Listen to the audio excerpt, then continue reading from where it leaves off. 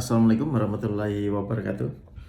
Rekan-rekan sekolah paralegal Sukni Tumi yang saya hormati, bertemu kembali kita dalam topik kali ini, yakni terkait tentang proses ataupun upaya hukum banding yang bisa dilakukan di Pengadilan Tinggi Agama.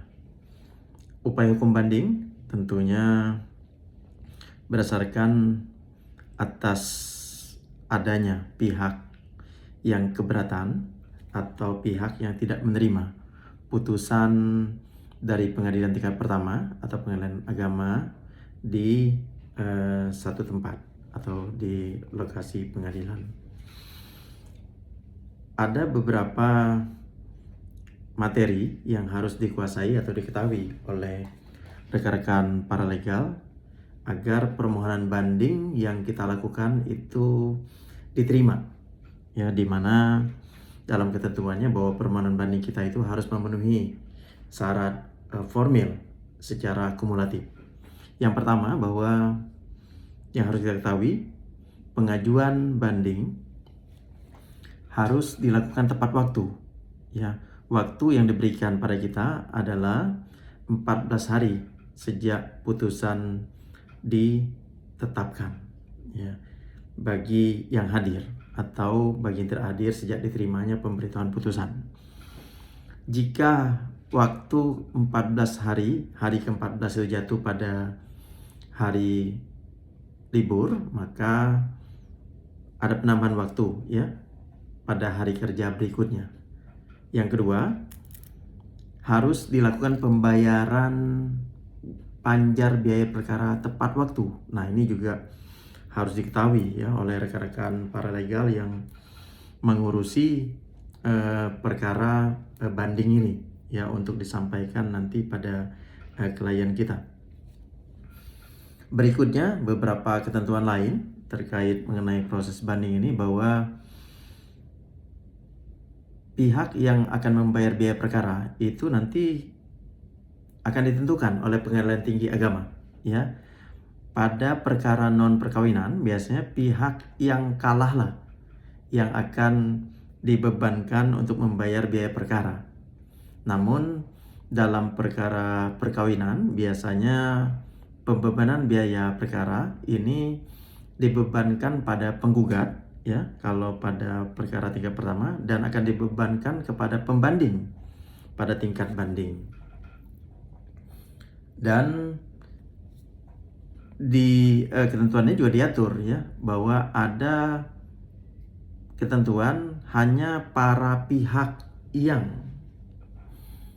dalam perkara tingkat pertama yang disebutkan yang bisa mengajukan banding. Jadi yang tidak disebutkan namanya atau tidak ada atau bukan pihak dalam perkara tingkat pertama itu tidak kompeten atau tidak diperkenankan untuk mengajukan banding. Bahkan kuasa hukum pun pada perkara di pengadilan pengaju, ya, itu juga ditentukan, ya, yang bisa mengajukan banding atau mewakili klien mengajukan banding itu untuk kuasa hukum pun ditentukan.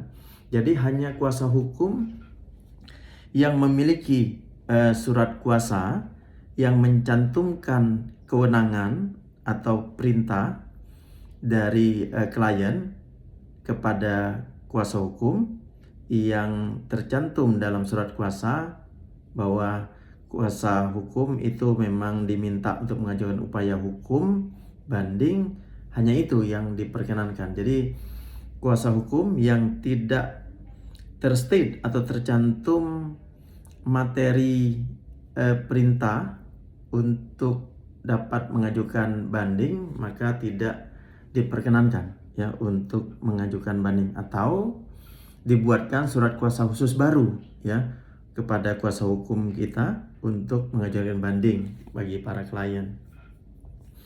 Bahkan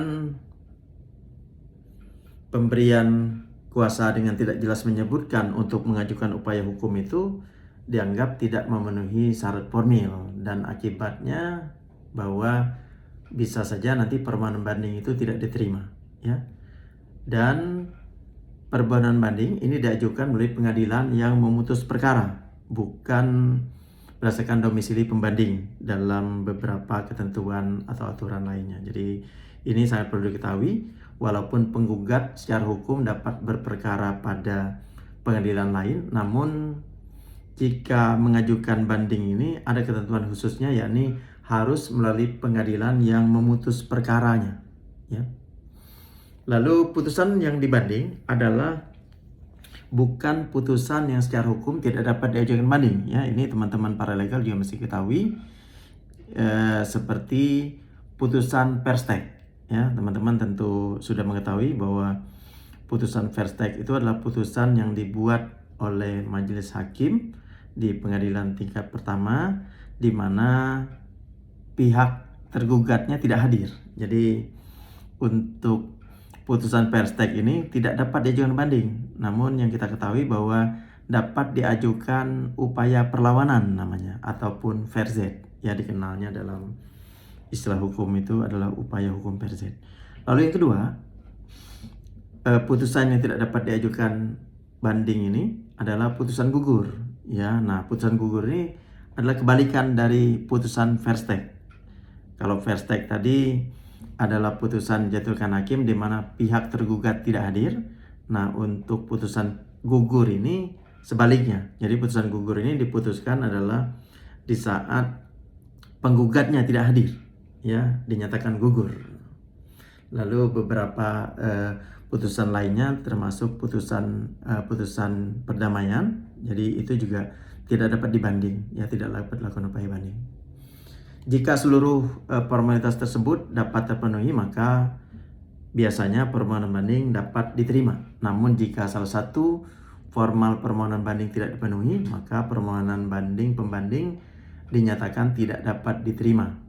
Maka sebagai konsekuensinya biasanya pembanding akan dibebankan atau dihukum untuk membayar biaya perkara untuk tingkat banding, dan pengadilan pengaju mempunyai kekuatan hukum tetap bila tidak diajukan kasasi.